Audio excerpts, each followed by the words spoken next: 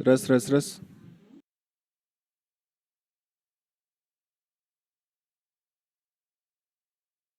Кешіріңіз, Аманжоловна, мен енді ғана істеді. Сәлеметсіздер ме, құрметті әріптестер? Жана Камшат Аманжоловна сіздер таныстырып өтті бағдарламамен. Енді өздеріңіз білесіздер, нәтижеге негізделген интеграция жобасы аясында осы қазір Zoom-ға қосылып отырған магниттік мектептер, базалық деңгейдегі мектептер қамтылып отыр. Енді өздеріңіз білесіздер, біз бір календардық оқу жылына жоспарды құрған болатымыз. Сондықтан әріптестер сіздерге жіберілген сілтеме бойынша немесе кез келген жіберілген шараға толықтай жауапкершілікпен атсалысуларыңызды сұраймыз. Өйткені бұл кәдімгідей облыс деңгейінде жүргізіліп жатқан жобаның бірі. Енді өздеріңіз білесіздер, бұл жоба баршаға қолжетімді сапалық білім ұлттық баяндамасы шеңберінде іске асырылып жатыр. Енді бүгінгі қазір қай мектептер қосылып отыр, соны түгендеп алу керек еді, Аманжоловна. Өйткені сіздерде өздеріңіздің алтын уақыттарыңызды бөліп отырсыздар, өз тәжірибелеріңізбен бөліскелі жатырсыздар. Ескелді ауданы толықтай бір жерден қосылып отыр, көріп отырмын. Қаратал ауданы жоқ қой демесізде. Қаратал жоқ, Ескелді жоқ, Қараталы жоқ, одан кейін Текелі қаласы жоқ, бізде И-29 мектеп жоқ бізде. Қалған енді уақытты алмай-ақ, енді бір мектепке болса да өз тәжірибелеріңізді бастап бөлісе беріңіздер. Одан кейін кешірім өтінемін, Аманжоловна, сіз өзіңіз бастаңызда, мен былай Zoom-мен отыра берем, өйткені менде периодизацияда мектептер отыр, мен сол кісілермен жұмыс жасай берем, бірақ сіздерді тыңдап отырам. Қорытындылаған кезде өздеріңіз кері байланыстарыңызды бере бересіздер ғой. Жақсы ма? Сіз жүргізе беріңіз ары қаратай. Мен бірақ қатысып отыра берем, мен тыңдап отыра берем сіздерді.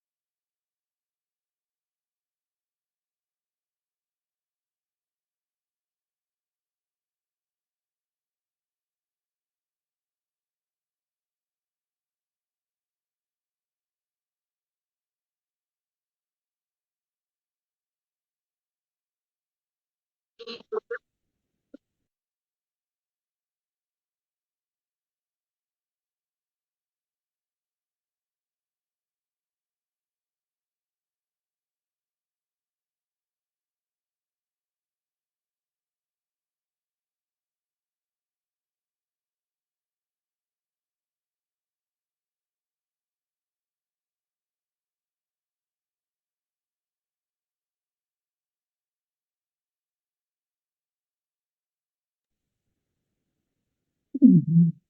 Iya, iya, iya. Mhm.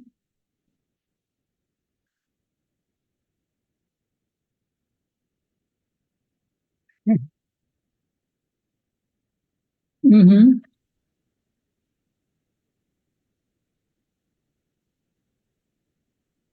Жоқ, сайт жібердім ғой сізге мен. Мгм. Мен сізде деп тұрмын да, сайтын. Мгм.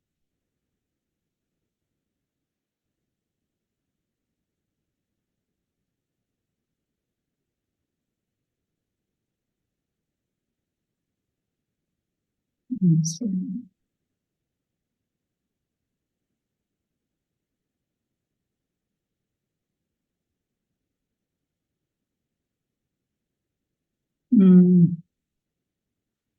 260 керек па?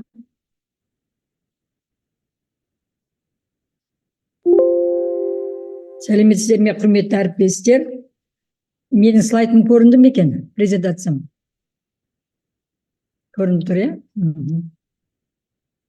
Бірақ неге менен бірінші шықпайды? Мгм. Шығып тұр, иә? Мгм. Енді құрметті әріптестер, біз сабақты зерттеу деген үдерісті үнемі уже жаңа бағдарлама енгізілгеннен кейін бастаймыз. 15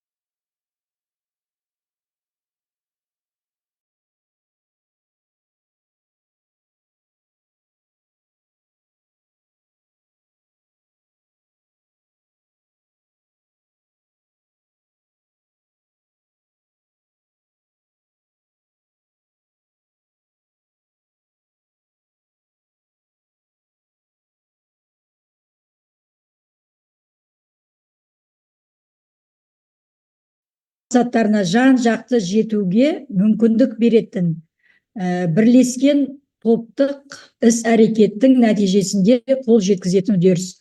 Енді бұл сабақты зерттеуді бақылау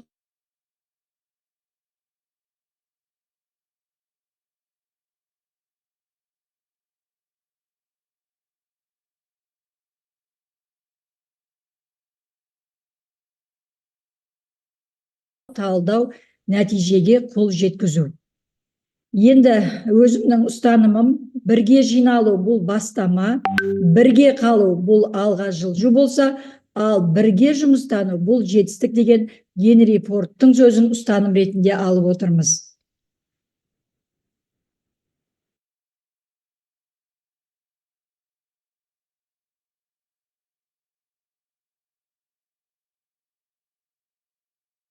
Жатсыздар, сондықтан енді бұның бірнеше түрлері бар екен. Мен теориялық жағынан тоқталатын болсам, Раушан апай қазір практика жүзінде сіздерге өзінің тәжірибесімен бөліседі. Енді сабақты бақылаудың бірінші түрі бұл тікелей бақылау. Тікелей бақылау дегеніміз не? Мұғалімдер сабақ барысында сыныпқа қатысып, бақылау жүргізеді. Яғни бұл тікелей бақылауда негізгі мақсат оқушылардың оқу үдерісіндегі іс әрекетін, мұғалімнің оқу әдістерін, оқушылардың бір-бірімен қарым-қатынасын, тапсырмалардың жүйелігі барысын бақылау. Бұл ретте негізгі фокус топтағы жұмыс негізге алынады екен. Енді екіншісі бейне жазба арқылы бақылау. Бейне жазба арқылы бақылау деген кезде сіздер өздеріңіз жылдың басында бейне жазбаға түсіруге психологпен бірге тиісті келісім шарт жасайсыздар. Бұл жаңағы бейне жазбаға оқушылар түсіру керек. Кез келген жаңағы заңсыз түсіруге болмайтынын білесіздер. Сондықтан да бейне жазба арқылы бақылауда балалар арнайы біз енді зерттеу алғаннан кейін ол сыныптың ата-аналарымен алдын ала жұмыс жүргіземіз. Бұл бақылауға алынған сынып болғаннан кейін әр оқушымен жеке жаңағы деңгейіне қарап жаңағы сұхбат алған кезде де балалар бейне жазбаға түсіріліп отырады. Олардың сұхбаты болсын, жаңағы бейне, яғни фотосы болса дағы. Енді сабақ бейне жазбаға түсіріледі, кейін сол жазба арқылы бақылау жүргізіледі. Бұл бейне жазбаның өте тиімді, бүгінгі күнде заманауи тұрғыдан алатын болсақ, біз кейбір тұстарды бақылаған кезде байқамай қаламыз. Өзіміз автоматты түрде деп айтсақ болады, қате жіберіп аламыз. Осы қателерді осы бейне жазба арқылы біз 3 рет қарап талқылауға мүмкіндік алады екенбіз. Енді екіншісі мұғалімдер мен зерттеу тобы бейне материалды бірге қарап, бірлескен пікірталас жүргізеді. Енді пікірталас міндетті түрде сабақтан кейін қолға алынатын жүйе. Енді фокус топтағы оқушыларды бақылау. Енді осы фокус топтағы оқушылар деп біз А, В, С деңгейі деп 3 топты жіктеп алатынбыз. Осыдан 3 жыл бұрын бұл А, В, С деңгейіндегі оқушылар болмайды. Барлығы бірдей деңгейде жаңағы өз мұғалімнің шеберлігіне қарай жүйелейді деген қолданылған. Енді қазіргі соңғы мынау 2 жылда бізде осындай жаңағы курстар өткен кезінде жоқ, фокус топтағы оқушылар қалады. А, В, С деңгейіндегі балалар деген дүниені қайтадан енгізді. Енді бір шығып, бір кірді енді бұл әдіс. Енді бұл фокус топтағы оқушыларды бақылау дегеніміз сабақ басталмас бұрын бір немесе бірнеше оқушы фокусқа алынады, яғни деңгейлері әртүрлі. Сабақ соңында осы оқушылардың нәтижелерін қатысу белсенділігі міндетті түрде талқыланып, олардан ерек жаңағы интервью алынып отырады екен. Енді сыныптағы жалпы атмосфера және мұғалім әрекетін бақылау дегеніміз не? Мұғалімнің сабақты қалай басқарғаны, оқушыларға қалай қолдау көрсеткені, уақытты тиімді пайдалануы, сабақтың құрылымдық тәсілдері бақыланады. Бұл жаңағы топтағы топ мүшелеріне де бақылау картасы дейміз ғой, сол картаға түсіріліп отыратын дүние. Қатысушының бақылауы. Қатысушы, яғни бұл бақылаушы мұғалімдер. Бақылап қана қоймай, олар қажет жағдайда сабаққа араласуы мүмкін. Бұл бақылау түрі көбінесе жаңағы тәжірибелі зерттеушілер тарапында жиі кездесіп отыратын үрдіс. Енді осыны жүйелей келе сіздерге өздеріңізге қажет болар деген дүниемен сабақты тікелей бақылау парағын ұсынғалы отырмын. Яғни қалай жүргізілу керек? Біз бір жүйеге салынып, бір формада, бір негізде жасаймыз ғой. Сондықтан да сабақты тікелей бақылау парағын мынау негізде жасасаңыздар, жұмыстарыңыз жүйелі жинақы болады деген ойдамын. Яғни өткізген мұғалім, бақылаушының аты жөні, сабақ күні, тақырыбы міндетті түрде тікелей бақылауда көрініп отырады.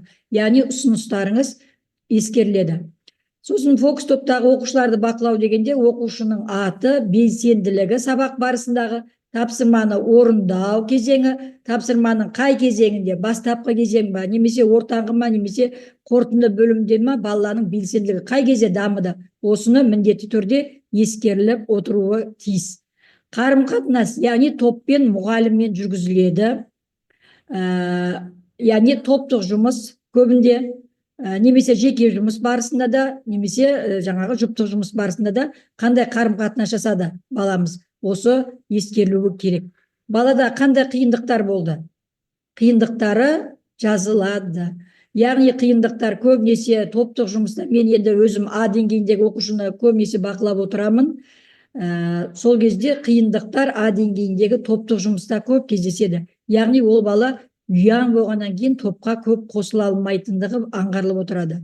Енді мұғалім әрекетін бақылау деген жаңағы үшінші кезеңде иә жоқ деген әдіс бізге тиімді, сондықтан да осындай бірнеше өздеріңіз топпен бірге құрып алғандарыңыз дұрыс. Сабақтың мақсаты нақты қойылған ба, иә жоқ, яғни осындай бірнеше дүниені сіздер алдын ала топ болып құрып аласыздар. Осы негізде осы формаға салғандарыңыз жақсы. Енді сабақтың оқу үдерісін бақылау, яғни критерий сабақта міндетті түрде құрылғандықтан сол критерийге біз жетуіміз керек, яғни оқу мақсатына. Осы оқу мақсатындағы критерийлер анық, айқын болу керек. Және де балаға ең бірінші өзімнің қоятын талабым, сұрақты мұғалім нақты қою керек. Сабақтың жүйелі жүргізілуі үшін сұрақ нақты болу керек. Оқушыны шашыратып алмай, ойын бөлмеу үшін біз ең бірінші сұрақтың ашық, немесе жаңа проблемалық қандай бағытта қоямыз, сол сұрақтың нақты оқушының жас деңгейі болсын, жаңағы қабілетіне қарай қоюымыз тиіс екен. Енді не байқадыңыздар осы критерийден деген кезде, осы бақылаушылар өзінің байқаған әр жұмысын жеке жазып, топта жаңағы бірлескен топ міндетті түрде нәтижесін шығарады. Сосын жалпы пікір және ұсыныс дегендегі сабақтағы жақсы тұстары қандай болды, дамытуды қажет ететін тұстары қандай болды, топтың ішінде жаңағы сабақ барысындағы, сосын барып ұсыныстар міндетті түрде жаңа қатысушы мұғалім тарапынан бізде қазір сабақ біткеннен кейін міндетті түрде ол зерттеу сабағын талданбайды. Бұл бізде жаңағы өздерінің неге салып кетеді. QR мен береміз де, сол QR арқылы өздерінің ұсыныстарын айтады. Сол ұсыныстар бізде міндетті түрде тіркеліп отырады. Соны келесі сабақ, келесі циклда біз ескереміз.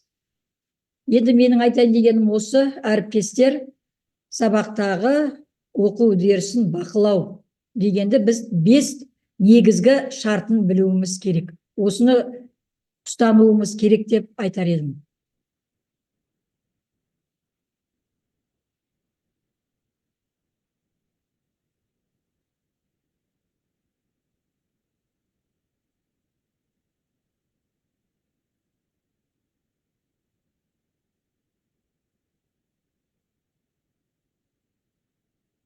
Мен шығам ба? Менікі сізден шықты ғой деймін.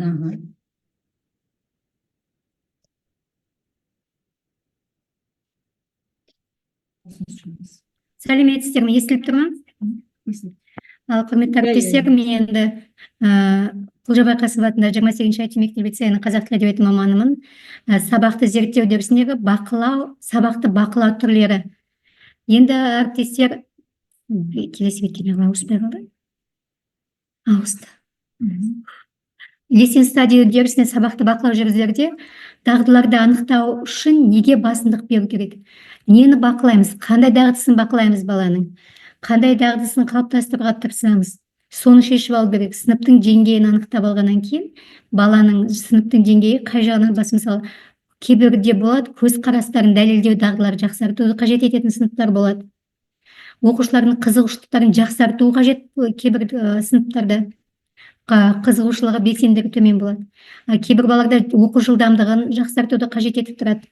Ал кей сыныптарда сын тұрғысынан ойлау дағдыларын дамытуды қажетсінеді. Енді осындай дағдылардың ішінде біз сабақты бақылауда қай дағдыға басымдық береміз деген бірінші сұрақ тұрады менде. Осы сұрақты негізге ала отырып, идеялар тізбесі құралы арқылы, мысалы, мынандай критерийлермен жұмыс жасаймын. Бірінші, маңыздылық. Осы бақылау, сабақ лесен стадиядағы бақылау, осы мәселе бізге маңызды ма осы сыныпта?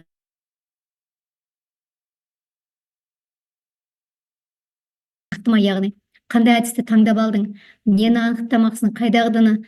Сосын өлшемділік, қалай өлшей аламыз? Кез келген дүниенің жауабы бар, сұрақ, кез келген тапсырманың артынан есебі бар деген сияқты. Нақты өлшемдер. Мысалы, сіздер әріптестер, бәріңіз мұқият зер салсаңыздар, сіздерде осы тәжірибе кездесе қалса, сыныбыңызда таңдау кезінде дағдыға басымдық бересіздер. Айтып жүрсеңіздер, өз сыныптарыңызда, мысалы, айтайық, лесен стадия бастамақсысыз, қай дағдыны қажет етеді? Ең маңыздысы қайсы осының ішінде? Нақты Нақтылық бойынша, өлшемділік бойынша қай дағды? Көзқарас маңызды ма? Баланың қызығушылықты маңызды ма? Әлде оқу жылдамдығын жақсарту маңызды ма? Әлде сын тұрғысынан ойлау дағдыларын қабілетін қалыптастыру маңызды ма? Тез етіңіздер. Әріптестер, сіздердің алдыларыңызда осындай сұрақ тұр деп айтайық. Құрметті әріптестер, сұраққа жауап берейік, дауысымызды қосып. Сіздер де осылай белсенді жүргізерде осындай дағдылардың қайсына басымдық бересіздер? Қайсы сіздер үшін маңызды? Сабақты зерттеуге алдыңыз деңіз, қай дағдыны жақсартуға тырысасыз? Мысалы, тіл әдебиет маманы ретінде мен мысалы өзім жазылым дағдысын алар едім. Жақсы, рахмет. Келесі. Әріптестер, Оқушылардың қызығушылығы да ол да маңызды шығар. дұрыс айтасыз. Яғни сабаққа қызығушылық болмаса, белсенділік, сабақ қарқыны төмен болады. Дұрыс айтасыз. Тағы да. Және оны сіз мында шетке қойып көріңіздерші, мына критерийлер бойынша. Осы 4 дағдының қайсы маңыздыға қайсын қоя аласыздар? Нақтыға қайсын қоюға болады? Өлшемділікке нақтың қайсын қоя аласыздар? Қағазға қойып көрсетсеңіздер де болады экраннан. Маңыздылық, көзқарасты дәлелдеу маңызды ма? Әлде қызығушылығы маңызды ма? Қайсы нақты осы 4 әдістің ішінде? Жылдамдық маңызды ма? Әлде сын тұрғысынан ойлауды дамыту нақты ма? Қайсы өлшеуге бағытталған? Осы 4 критерийға, осы жоғарыдағының біреусін қойыңыздаршы, бөліп тезірек. Мына жерде сол маңызды Сәлеметсіздер ме? Раушан Сәлеметсіздер. апай, оқушылардың қызығушылықтарын жақсарту маңыздылық болып табылады. Бірінші, жақсы. Нақтылыққа қайсын? Апай, енді баланың қызығушылығы болмаса, ол сыни тұрғыдан ойлау да, көзқарас та басшы ештеңе болмайды. Бала сабақта қызығушылығы жоқ болып, әйтеуір сабақ өтті ау деп отыра берсе, мне кажется, ешқандай жұмыс жүрмейді ол жерде. Қызығушылығы ең Жақсы. маңызды. Маңыздылыққа, иә, дұрыс айтасыз. Тағы да кімде қандай ой бар? Қайсы өлшемділікке әкеле алады? Қай көзқарас?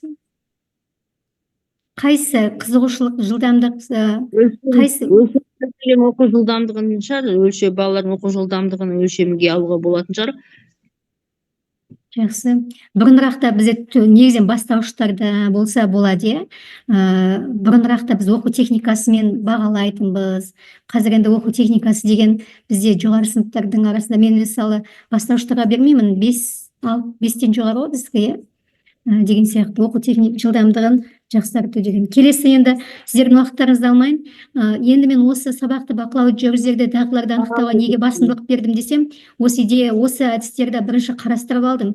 Және бұл жерде мен мұнда қарасаңыздар, маңыздылыққа оқушының қызығушылығын жақсарту, жаңа бірінші әріптес айтып жатырсыз ғой, дұрыс.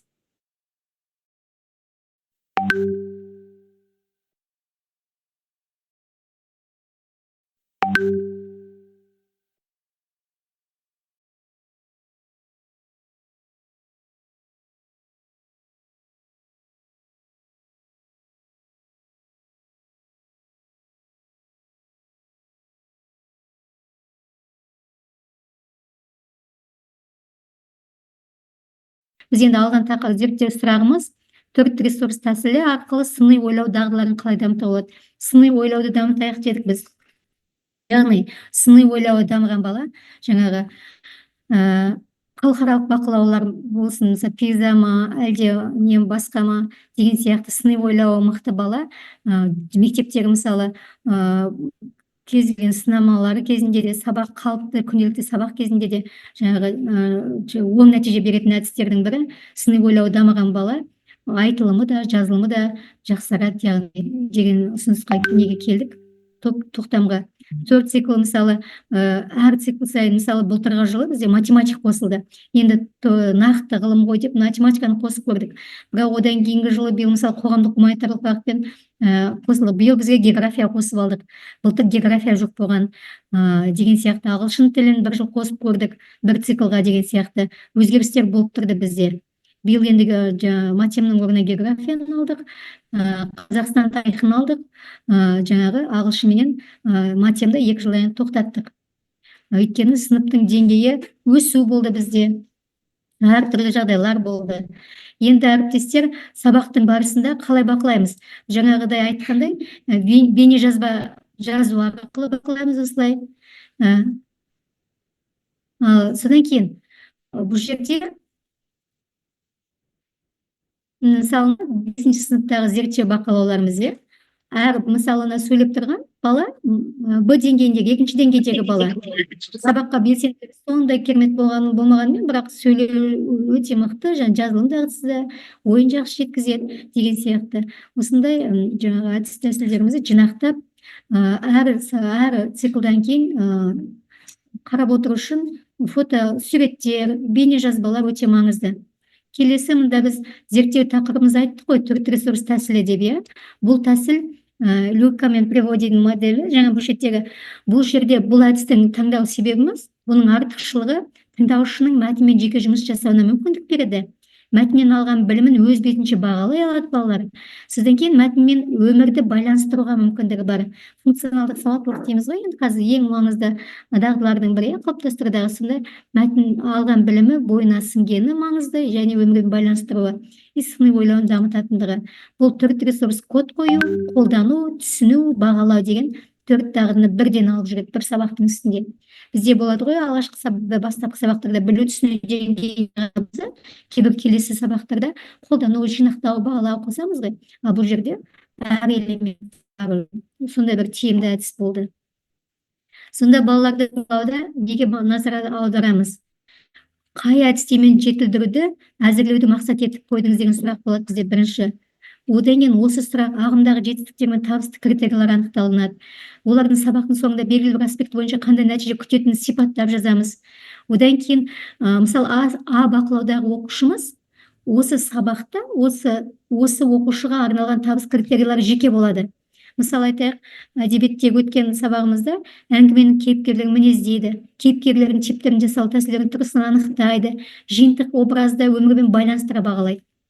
Шетте жаңағы біз Аны бақылаған кезде, мысалы оқушылар қалай жауап берді, нені күтеміз, алдын ала сол сұрақтыру керек бізде. Одан кейін жауап беру кезінде қалай бақыланды, қалай бақыладыңыз.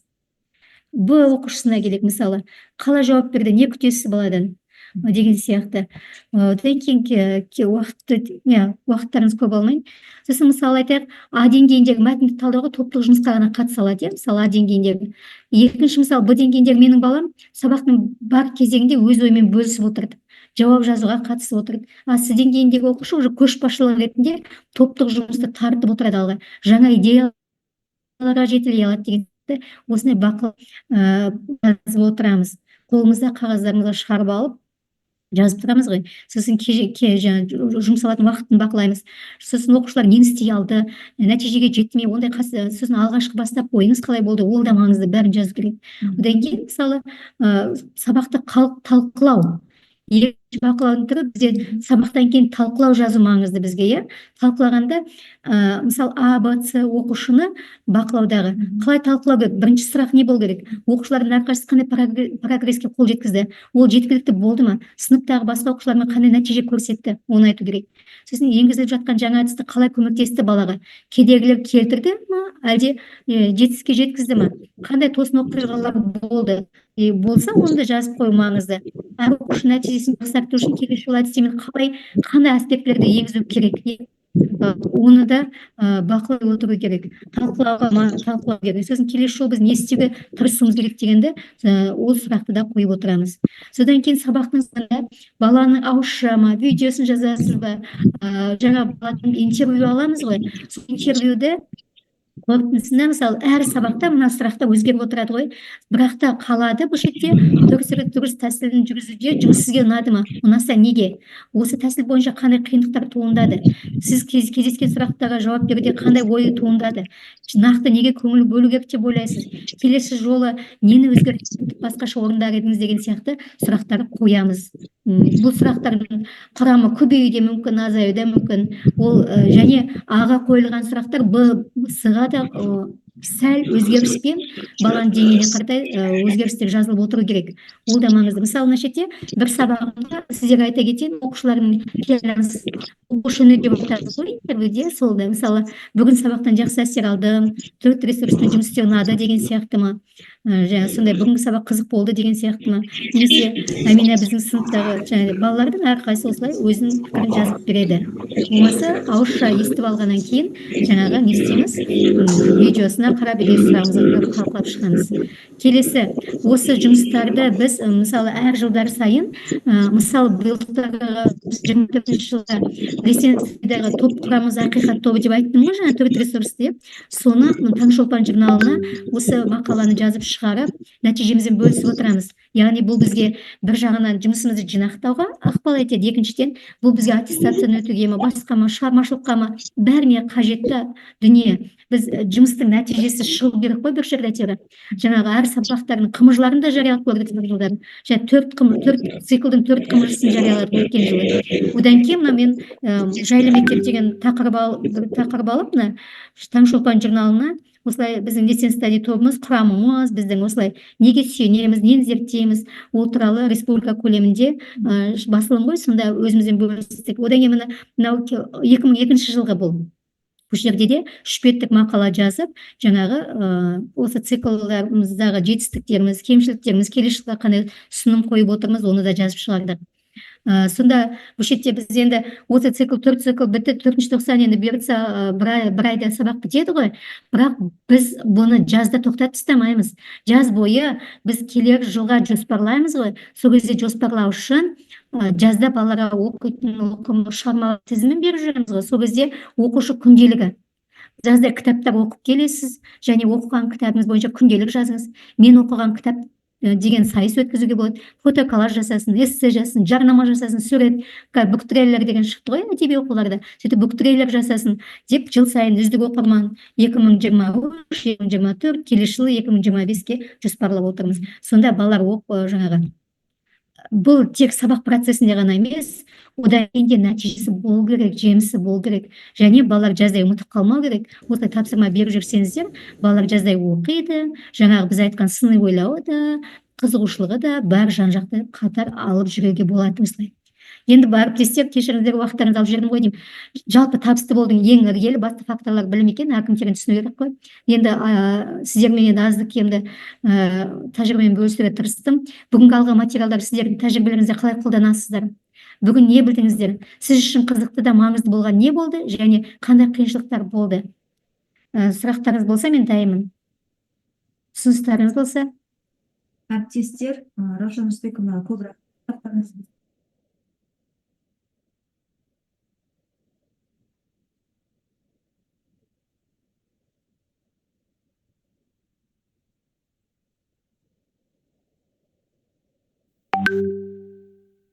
Сәлеметсіздер ма? Дайынмыз қазір. Так, демонстрацияны қоса берейін, мен. Раушан апай өшірмеді. Раушан апай өшірмеді ма?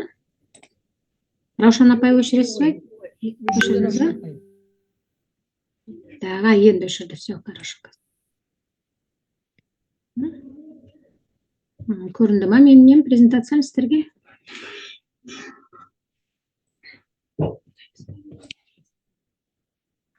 Жақсы, сәлеметсіздер ма, құрметті әріптестер? Енді менің тақырыбым географияда БЖБ мен ТЖБ тапсырмаларын құрастыру. Содан бастай берейін. Ең бірінші оқу мақсатын қаншалықты оқу критерийлары қаншалықты оқу мақсаттары қамтиды. Мына жерде міне оқу мақсаты берілген, содан кейін бағалау критерийлары. 7-ші сыныпта саяхатшылардың үлесін сипаттайды және бағалайды география ғылымының дамуындағы зерттеушілер дейді. Бұл жерде бағалау критерийі саяхатшылар мен зерттеушілердің география ғылымының дамуына қосқан үлестерін талдап сипаттайды. Енді бұл жерде қарап отырсақ, оқу жоспарын пайдалана отырып, оқу мақсатын таңдап, бағалау критерийлерін көрсетеді. Мына жерде көрсетсек, енді қарайық. Бағалау критерийлері, бір жерде ұсыныстар. Бағалау критерийлерінің санын жаңағы шектеу керек. Бірнеше бағалау критерийдің қажеті жоқ. Нақты нені бағалайсыз? 1-2 бағалау критерий болса тиімді болады. Барлығын қамту керек. Оқу мақсатының көлемі мен деңгейін қарастыру керек. Сонан кейін енді қарасақ, ойлау дағдыларының деңгейлерін неліктен жалпы әр тапсырманы БЖБ, ТЖБ құрастырған кезде, міндетті түрде жалпы қалыптастырушы бағалауды да құрастырған кезде ойлау дағдыларының деңгейлерін бірінші анықтап алу керекпіз. Не себепті? Өйткені сіз соған байланысты, ойлау дағдыларының деңгейіне байланысты тапсырма құрастырасыз. Сол кезде сізге тапсырма құрастыру ыңғайлы болады. Мысалы, мына жерде оқу мақсаты болса, бағалау критерийі, 3 бағалау критерий қойсақ, бағалау критерийін қоятын болсақ, ойлау дағдыларының деңгейлері бізде білу, түсіну, қолдану және бір жоғары дәрежелі, жаңағы жоғары ойлау дағдылары болады. Бағалау болады, мүмкін жаңағы талдау болады, сипаттау болатын шығар. Енді тағы да бір мына жерде көріп отырсыздар, бұл жерде біз не істейміз? Жаңағы бұл жерде сипаттайды және бағалайды. Бұл жерде сипаттап береді және бағалап береді. Енді бұл жерде бізге Блум таксономиясы көмекке келеді. Экранға назар аударсаңыздар, жаңағы сипаттайды. Егерде жетістіктерді қарап отырсақ, сипаттайды деген бізге қандай неге келеді? Мысалы, сипаттайды деген ол қолдану, сипаттайды деген ол мысалы қолдану. Сол кезде ол жаңағы суреттерді, мүмкін тағы да бір мәтінді қолдана отырып, осы саяхатшылардың қосқан үлестерін сипаттайды. Ол бірінші тапсырма болуы мүмкін.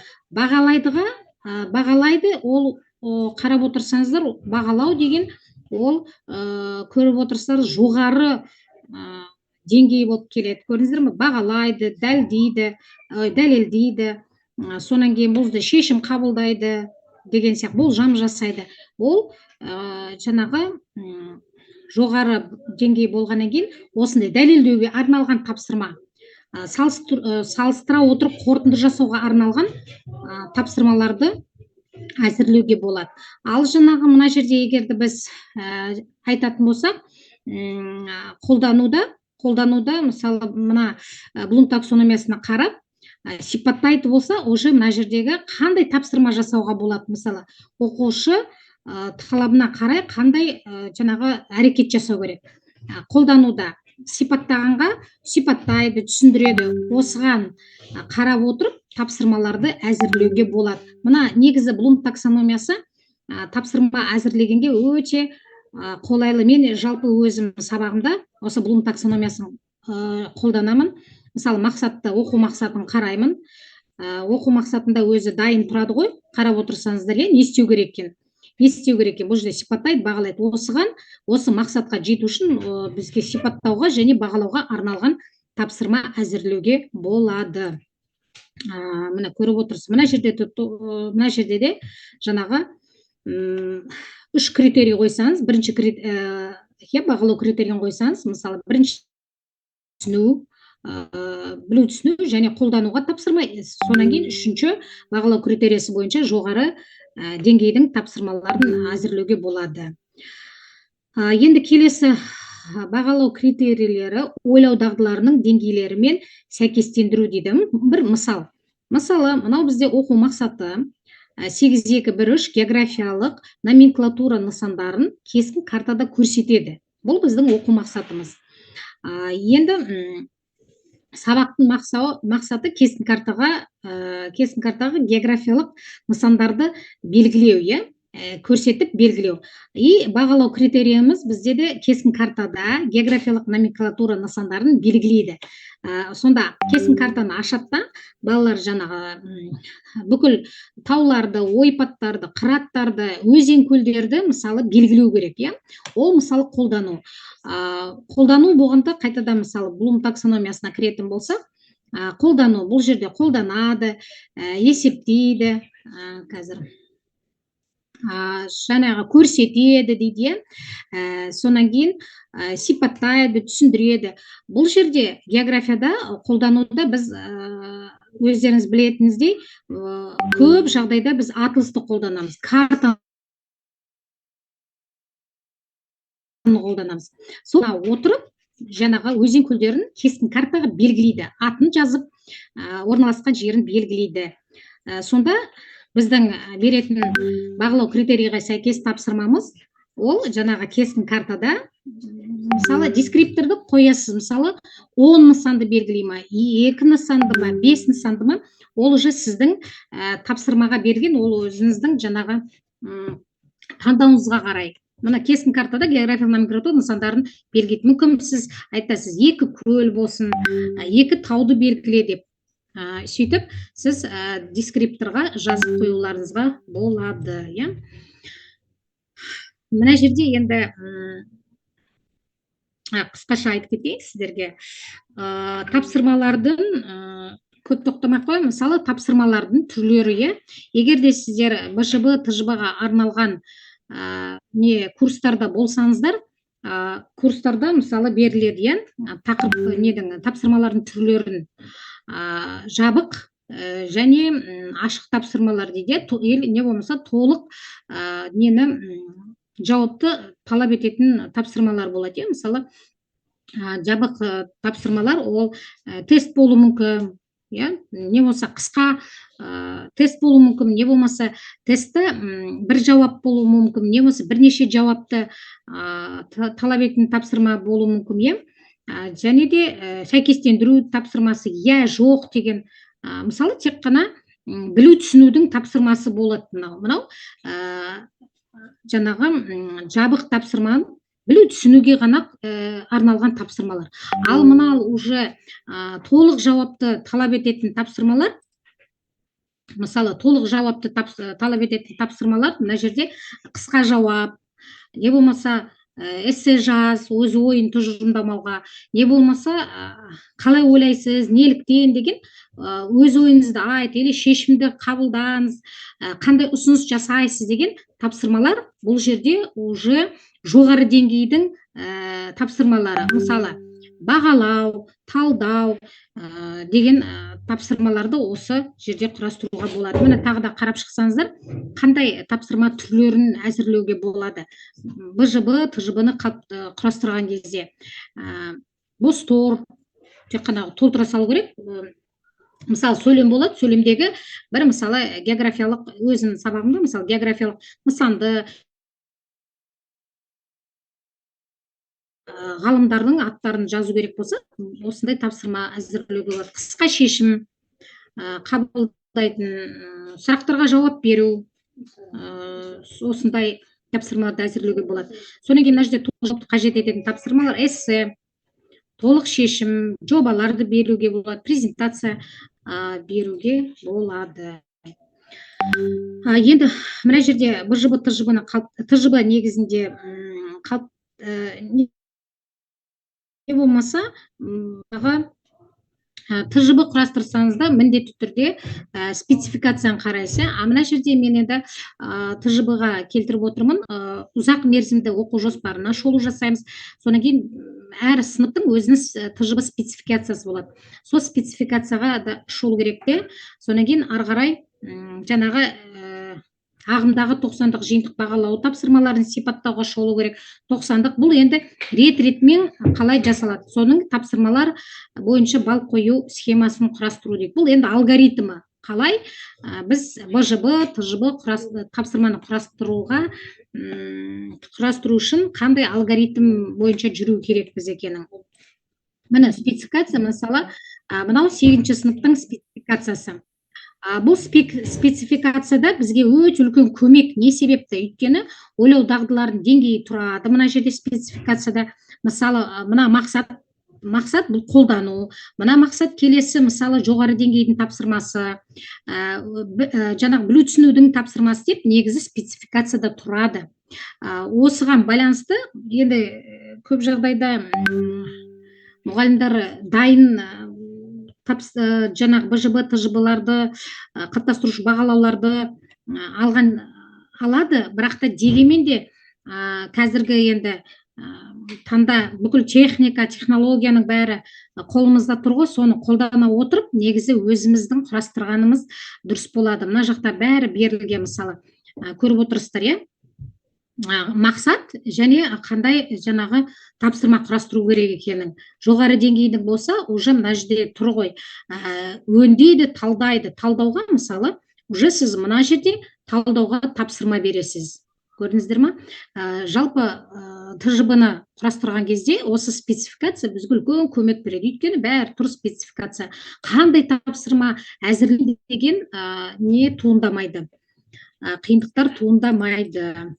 Мынау енді 7-ші сыныптың, мынау 8-ші сыныптың, мысалы, спецификациялары. Бұл жерде де, мысалы, БЖБ-ға керек болса да, жалпы мақсатқа қарайсыздар, қандай етістіктер бар, сол етістікке байланысты түсіндір десе, түсіндіресіз, көрсет десе, мысалы, көрсетесіз, диаграмма, график болса, диаграмма, графикті бересіз, сол графикті, диаграмманы, мысалы, мына көріп отырсыздар, мына мақсатты көрсетіп отырмын, сол графикті, диаграмманы қолдана отырып, ол түсіндіреді, көрсетеді, мына жерде қандай құбылысты, иә? Содан кейін мына жерде қарасаңыздар, сипаттайды, бағалайды деп тұр, мына жерде көрсетеді және сипаттайды деп тұр, иә? Бұл да қолданады. Жалпы географияда бізде қолдануға арналған тапсырмалар өте көп болады, иә? Мына жерде енді көріп отырсыз, мақсат жазуға болады. Бұл өзін жаңағы ТЖБ-ның спецификациясын жаңағы несі ғой, кестесі өзіңіз жасауыңызға болады. Не болмаса жаңағы БЖБ әзірлегенде де сіздер мақсат таңдайсыз ғой, мына мақсатқа тапсырма әзірлеймін деп. Сол кезде өздеріңізге құрастырып алуға болатын тарау, мына тараудан мысалы бірнеше деген сияқты. Қазір мына қорытындылаған кезде енді мынаны қорытындылай салайын.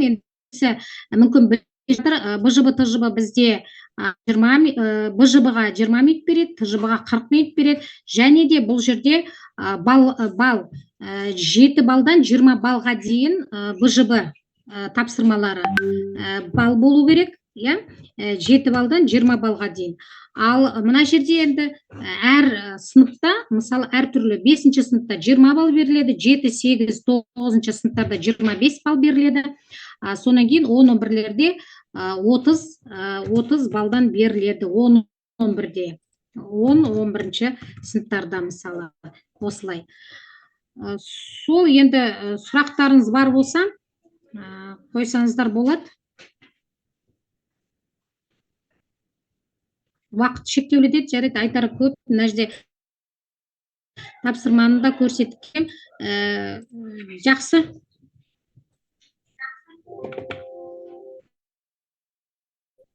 Сұрақтар.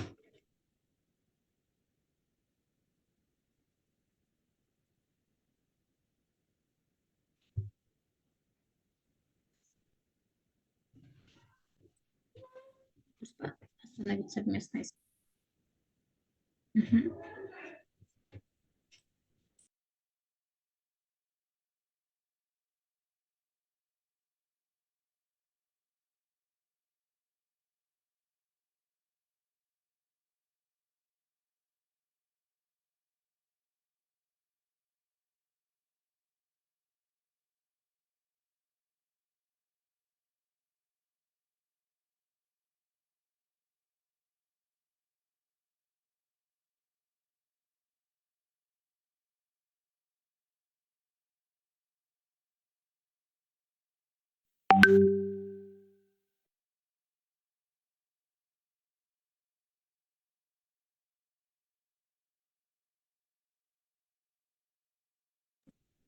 Қайырлы күн, әріптестер. Біз оқу процесіндегі кедергілерге тоқталатын болсақ,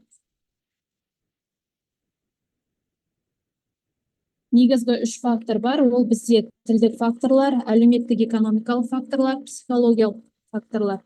Соның ішінде тілдік факторларға тоқталсақ, оқушылардың тілдік дағдыларының жеткіліксіздігі оқуға кедергі келтіруі мүмкін. Әлеуметтік факторларға тоқталсақ, ол жерде біз қаржылық қиындықтар мен әлеуметтік жағдайлар оқуға әсер етуі мүмкін. Психологиялық факторларға тоқталатын болсақ, яғни оқушыларға мотивацияның төмендігі, стресс және алаңдаушылық оқу процесін қиындатады. Енді біз физика пәнінің ерекшелігіне тоқталсақ, бұл жерде бізде физика пәні абстрактілі ұғымдардың көптігі, математикалық модельдеуге сүйену, теория мен практиканың байланысы және эксперименттік әдістердің маңыздылығын қарастыра аламыз. Енді біз физика сабағындағы негізгі кедергілерді атап өтетін болсақ, бұл жерде танымдық, тілдік, материалдық, уақыттық және мотивациялық кедергілерді айта аламыз. Осы кедергілерге жеке тоқталатын болсақ, танымдық кедергілер ол оқушының оқу материалының мазмұнын түсінбеуі, логикалық ойлау, абстрактілі пайымдаудың жетілмеуі, назар аудару және еске сақтау қабілетінің әлсіздігін қарастыра аламыз. Ал тілдік кедергілерге келетін болсақ, физика пәнінен көбінесе терминдер мен ғылыми сөздер түсінбеуі, үш тілділік саясат аясында пән тілінде оқуда қиындық көру, сонымен қатар тапсырманы түсінбеу немесе ойын жеткізе алмауды қарастырсақ, мотивациялық кедергілерде сабаққа қызығушылықтың төмендігі. Яғни физика қиын пән деген теріс көзқарас. Бұл болашақта мамандықпен байланысты көрмеу болып табылады. Келесі бізде материалдық және техникалық кедергілер. Бұл жерде көбінесе бізде зертханалық жұмыстар құрал жабдықтармен жасалғандықтан, бұл жерде құрал жабдықтың жетіспеуі, интернеттің болмауы немесе баяулығы, сандық құрылғылардың болмауы, соның ішінде компьютер мен планшеттер. Оқушылардың жиі кездесетін қиындықтар физика пәнінен физика заңдарын өмірмен байланыстыра алмау. Сонымен қатар физика пәніндегі формулаларды механикалық жаттау түсінбеу, тек қана жаттанды түрде ғана оны қолданып, оны ары қарай түсінбеу. Сонымен қатар қиын есептерден қорқу, есеп шығаруда алгоритмін білмеу. Яғни алгоритм бойынша есептерді шығара алмау. Сонымен қатар ұлттық бірыңғай тестілеуде тек жаттанды білімге сенуін қарастырсақ. Келесі оқытудағы шешімдер мен әдістерді алатын болсақ, бұл жерде дифференциация, жобалық жұмыс, топтық жұмыс және формативті бағалауды алуымызға болады. Енді мүмкіндіктеріне тоқталсақ, STEAM жобалары, цифрлық зертханаларды алсақ болады, сонымен қатар симуляциялар мен виртуалды тәжірибелер, критериалды бағалау, сонымен қатар пән мен тіл болады. Келесі сөз кезегі Айдара Қадырова.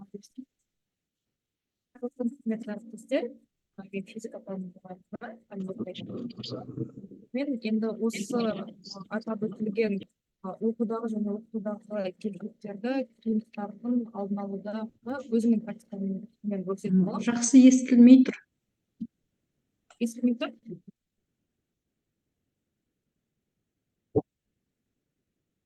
Мұғалімдердің алдында тұрған міндеттерді өз практикамен бөлісетін болсам, алдында қиын ұғымдарды визуалды түсіндіру мұғалімнің бірінші міндеті деп ойлаймын.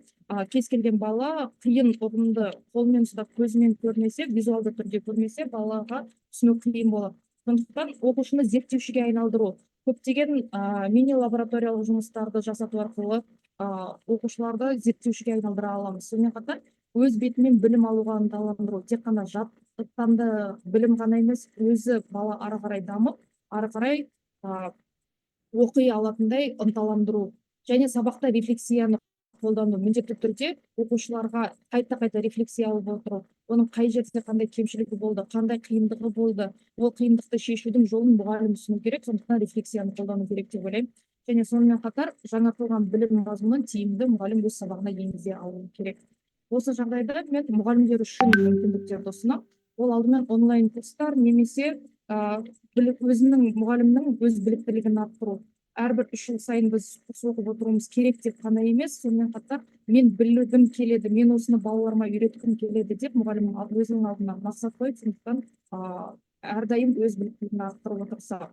Сонымен қатар білім саласындағы халықаралық брендтерден қалмау керек деп есептеймін. Себебі бізде көбінесе сабақтар бір сарынды оқушылар үйреніп қалған жаттанды түрде өтеді. Сондықтан балаларды қызықтырып отыру үшін әрқашанда жаңа трендтерді барлық жаңадан қосып отыру керек деп ойлаймын. Сонымен қатар lesson study мен action research арқылы даму, жаңа алдыңғы әріптестерім айтып кеткендей, сабақта lesson study арқылы және де іс-әрекетті зерттеу арқылы дамыту керек. Сонымен қатар қазіргі ең үлкен трендтегі бағыттардың бірі жасанды интеллектті сабақта тиімді қолдану керек деп есептеймін. Енді осы жалпы білім беруде IT технологияларды қолдану ең негізгі бағыттардың бірі қазіргі уақытта. Мен өзімнің тәжірибеммен бөлісетін болсам, сабақ жоспарын құруда қазіргі уақытта бірнеше сағаттап компьютердің алдында отырудың қажеттілігі жоқ. Ол үшін сабақ жоспарын жасауға арналған арнайы жасанды интеллекттер бар. Мысалы, Gimli, Class-X, Lesson-Plan немесе AutoClassmate сияқты. Мына жерге мен QR-кодтарын қойып қойдым, суретке түсіріп алып отырсаңыздар болады. Содан кейін келесі сабаққа арналған презентациялар. Тек қана мәтінді қойып, соны балаларға оқып беру ғана емес, сонымен қатар әртүрлі визуалды, аудиалды көркемдеу үшін осы жасанды интеллекттерді ұсынамын. Мысалы, Dextopus, SlidesGo, Prezi немесе Presentations AI сияқты біз көптеген жасанды интеллекттерді қолдана аламыз. Сонымен қатар қазіргі балалар ойын балалары, қанша дегенмен де олар ақпаратты өте тез қабылдайды. Өздеріңіз білетіндей, TikTok әлеуметтік желісі, Instagram Reels болсын, ол жерде кез келген мәліметті олар 10 секунд, 15 секундтың ішінде ғана қабылдап алып отырады. Сондықтан осы ақпаратты тез қабылдау үшін сабақта міндетті түрде геймификацияны қолдану керек. Олар ойнап отырып, олар сол мәліметтің барлығын тезірек қабылдап алып отырады. Және мұғалім білу тиіс негізгі цифрлық құралдар, презентация жасау үшін болсын, геймификация өткізу үшін, онлайн тақталар, кері байланыс алу үшін осы құрылғыларды қолдансаңыздар болады. Мысалы, QR-код арқылы топқа бөлуге болады, QR-код арқылы оқушыларға тапсырманы беруге болады. QR-кодты қолданудың қазіргі уақытта өте көп бағыттары бар. Тек өзіңіздің ыңғайыңызға қарай ыңғайлап алсаңыз болады. Мен мысалға айта кететін болсам, физика пәнінен көрсетіп кетейін. Мысалы, Magic School туралы. Бұл жерде 800-ден астам көптеген онлайн тақталар болсын, сабақ жоспарын құру үшін, немесе ғылыми зерттеулерді жасау үшін, сонымен қатар кез келген мәтінді кері байланыс жасау үшін, жұмыс парағын жасау үшін, 10 балдық жұмыс парағын тақырыпты мақсатты жазып қана ол сізге жасап бере алады. Сондықтан мұғалім өз уақытын тиімді пайдалану керек және сол уақытты оқушыларға тиімді қолдану керек. Сонымен қатар, мысалы, School AI онлайн тақтасы, бұл жерде жасанды интеллект арқылы жұмыс істейді. Мысалы, кеңістікті табыңыз, бос орын жасаңыз деген сияқты геймификация арқылы да оқушыларға қолдануға болады. Сонымен қатар, бұл жерде көптеген құралдар бар. Мысалы, жұмыс парағын жасау, сабақ жоспарын жасау, тапсырма үшін, рубриканы да құрастыру үшін, ата-аналарға көрсету үшін деген сияқты. Сонымен қатар, аударма болсын, содан кейін YouTube-тан егер мысалы видео жіберетін болсаңыздар, төңкерілген сабақ әдісіменен сол видео бойынша тапсырманы орын жасау үшін де осы платформаны қолдансаңыздар болады. Және өзімнің сабағымда мен ең көп қолданатыным Vasca XYZ деп аталады. Бұл жерде балаларға визуалды түрде барлығын көрсету үшін өте ыңғайлы. Кез келген бөлім бойынша, механика бөлімі, гравитация болсын, механикалық тербелістер мен толқындар, осы бөлімдер бойынша барлығын балалар визуалды түрде көре алады. Сыныпта сабақ уақытында, мысалы бүгін өткізген сабағымда, балалар мини лабораториялық жұмыс жасайды, 5 минут ішінде ғана, бірақ та осы лабораториялық жұмыс арқылы ол барлығы қалай жұмыс әсерін барлығын осы жерден балалар жасап көре алады. Міндетті түрде олар визуалды түрде көргеннен жақсырақ түсіндіреді. Мысалы, көптеген приборлар бізде мектепте болмауы мүмкін.